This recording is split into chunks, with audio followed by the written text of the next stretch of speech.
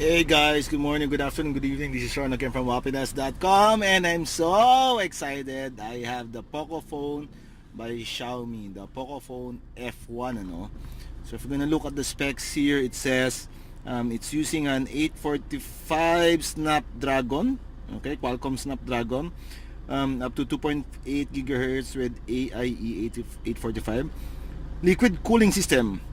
Okay, in the industry leading thermal performance, AI dual camera, dual pixel autofocus, 20 megapixel yung front niya, may IR face unlock, and 4,000 milliamperes ang battery, So ayan, bubuksan na po natin mga kaibigan. So there's the box, we're opening it. Okay, there's the actual phone. Okay, it comes with it's a type C, so type C charger, the wall charger. Okay, it also comes with a jelly case, okay, or silicone case, or whatever you call that, and meron din siyang dapat pang sundot. Okay, so hindi ko alam kung nasan yung pang sundot. Wait, nasan yung pang sundot? Tingnan natin baka. Okay.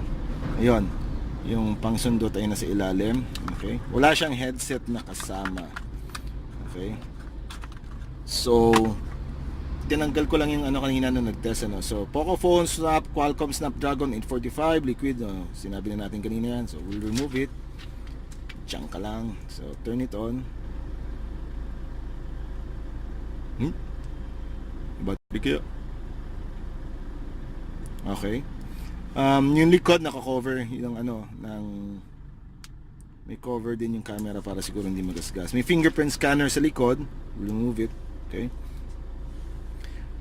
The volume and the power buttons are on the right side.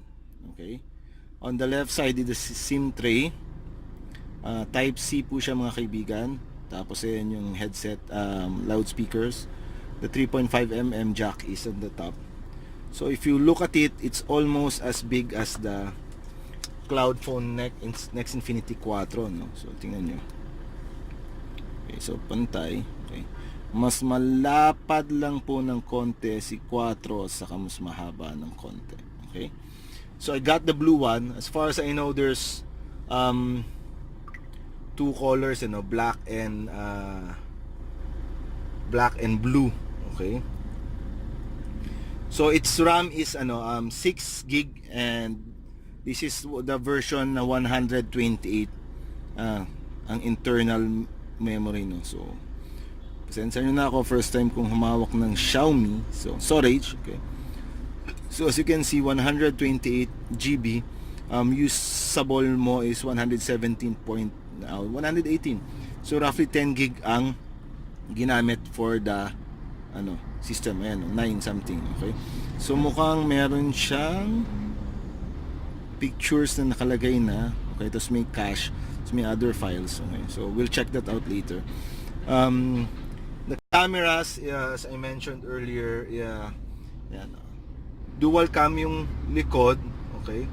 Tapos yung harap niya single, ayan, nasa ibabaw siya yung notch, okay, there. The front camera is 20 megapixels, okay? Its size is 6.18 inch screen, okay? So ang ganda ng niya, halos wala na siyang natirang so halos lahat screen na siya, okay. Camera, okay, 12 megapixel 12 megapixel rear shooter na may Sony na sensor, okay. Tapos yung secondary camera naman niya is a 5 megapixel na camera na may Samsung sensor din. Ayan, okay. Yung front niya is 20 megapixels, so malaki-laki ang niya. So meron daw siyang, may sinasabi tong liquid cool daw siya na system, so hindi siya mag-iinit.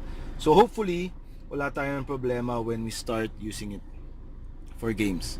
Okay, so we'll let you know soon.